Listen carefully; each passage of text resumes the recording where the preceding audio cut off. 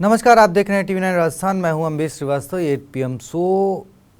आज राजस्थान में जयपुर में बीजेपी कार्यालय में सरकार और संगठन की कार्यशाला आयोजित हुई, जिसमें सरकार की ओर से सभी मुख्यमंत्री सहित सभी मंत्री और उनके जो अन्य नेता हैं वो शामिल हुए। वहीं संगठन की तरफ से भी प्रदेश अध्यक्ष और सभी बड़े कद्दावर नेता शामिल हुए।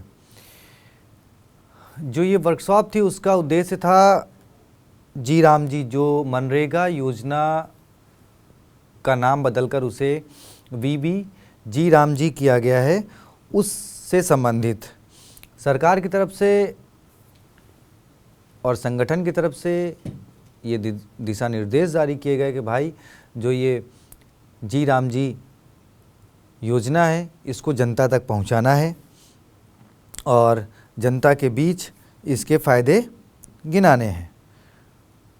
अब इसको लेकर वहाँ पर मौजूद मुख्यमंत्री भजन लाल शर्मा जी ने कहा कि देखिए, प्रदेश जो है वो राम राज्य की तरफ बढ़ रहा है और जी राम जी इसमें एक मुहिम है, शुरुआत है। राजस्थान में मनरेगा के नाम बदलने को लेकर कांग्रेस पहले से ही हमलावर है। कांग्रेस का कहना है कि वो मनरेगा के जो पुराना नाम है वही वो वापस लेकर आएंगे, यानी जो सरकार ने नाम बदला है, जो उसको वीबी जी राम जी किया है, वो मान्य नहीं है, बल्कि जो पुराना नाम जो जिस नाम से जानी जाती है यानी मनरेगा जो है उसी नाम से उसे वापस वो लाएंगे।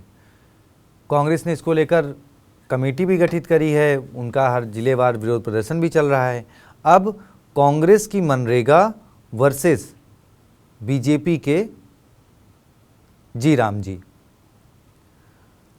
अब बीजेपी इसको भगवान राम से जोड़कर कहा जाए तो एक नैरेटिव चलाना चाहती है। वहीं कांग्रेस महात्मा गांधी, क्योंकि महात्मा गांधी के नाम से मनरेगा का नाम था, मनरेगा थी, तो वो कहती है कि भाई महात्मा गांधी से बीजेपी वालों को दिक्कत है, महात्मा गांधी के नाम से बीजेपी वालों को दिक्कत है, इसलिए उन्होंने इसका नाम बदला है।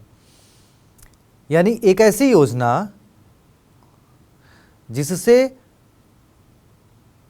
देश के, प्रदेश के उस वर्ग को फ़ायदा होता था जो रोज़मर्रा की रोजी रोटी के लिए जिनको पलायन करना पड़ता था। आप सभी को पता है कि मनरेगा के तहत कैसे 125 दिन का काम मिलने की गारंटी थी कि भैया हर घर में 125 दिन का काम मिलेगा। सरकारों की जिम्मेदारी होती थी कि वो कोई भी जो है कम से कम लोग बाहर जाएं, उनको अपने यहाँ रोज़गार मिल सके ताकि वो अपनी रोजी रोटी चला सकें। कोरोना काल में तो खैर इससे जब सब कुछ बंद था तब राजस्थान में ही इस चीज़ की पहल हुई। उस वक्त सचिन पायलट जो है वो पीडब्ल्यूडी मंत्री थे, उन्होंने योजना शुरू करवाई, कैसे वो खुद जाते थे, निरीक्षण करते थे। तो आखिर बीजेपी ने अगर कुछ बदलाव के साथ शुरुआत की है, अगर उन्होंने नाम भी बदला है, तो कांग्रेस को दिक्कत क्या है? अगर मनरेगा से ही लोगों को फ़ायदा हो रहा था तो फिर बीजेपी ने नाम क्यों बदला? इस पूरी कंट्रोवर्सी में आखिर फ़ायदा और नफ़ा और नुकसान किसका है? क्या नाम बदलने से लोगों को रोज़गार मिलना बंद हो जाएगा, या जो कांग्रेस के आरोप हैं वो कितने सही हैं? तो आखिर इस पूरी जद्दोजहद में, सियासी लड़ाई में नुकसान अगर कहा जाए तो आम जनता का हो रहा है। खैर, कार्यशाला वर्कशॉप का जो भी पूरा मंथन है, उसमें जो भी बातचीत है, वहाँ कई बड़े नेता पहुँचे थे, उन सब ने भी अपनी अपनी राय रखी। लेकिन हाँ, जी राम जी वर्सेस मनरेगा राजस्थान में क्या 2028 की लड़ाई के लिए एक मुद्दा, या फिर जो अभी हाल ही में निकाय और पंचायत चुनाव आ रहे हैं, क्या इसको भुनाने की कोशिश हो रही है? क्योंकि पंचायत चुनाव उन्हीं लोगों से जुड़े चुनाव हैं जहाँ पे गांव घर में जो है लोगों को मनरेगा के तहत रोज़गार मिल रहा था। अब कांग्रेस मनरेगा पर लड़ाई लड़ रही है कि भाई मनरेगा हम वापस लाएंगे, और बीजेपी ने इसको जी राम जी के तहत आगे बढ़ाने का मन बना लिया है। तो क्या सिर्फ चुनावी फ़ायदे के लिए राजनीतिक पार्टियां जो है अपनी अपनी सियासी रोटियां इस पे सेक रही हैं। जनता तक क्या वो पूरी बात समझ में आ रही है उनको? अब देखिए, अब बीजेपी किस उद्देश्य से, और वाकई में जो कांग्रेस के आरोप हैं कि आप उनके दिन घटा रहे हैं, आप योजना को बंद करना चाहते हैं, आप योजना को वो करना चाहते हैं, तो इससे नुकसान तो आम लोगों का होगा।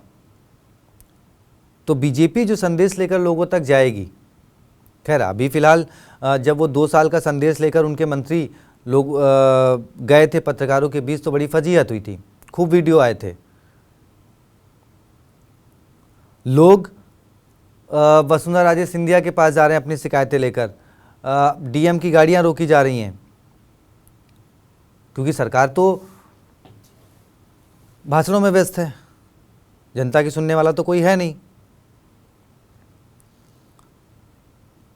तो अब जब ये नेता कार्यकर्ता जो बीजेपी के हैं वो जी राम जी की योजना लेकर जब लोगों के बीच जाएंगे, अपनी बात रखेंगे, क्या जनता उनसे सहमत होगी?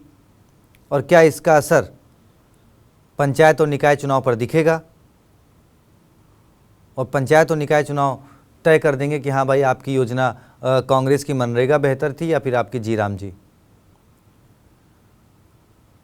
सब कुछ जनता की झोली में है। खैर, आपके अपनी राय क्या है कमेंट बॉक्स में बताएं, वीडियो को शेयर करें, चैनल को सब्सक्राइब करें।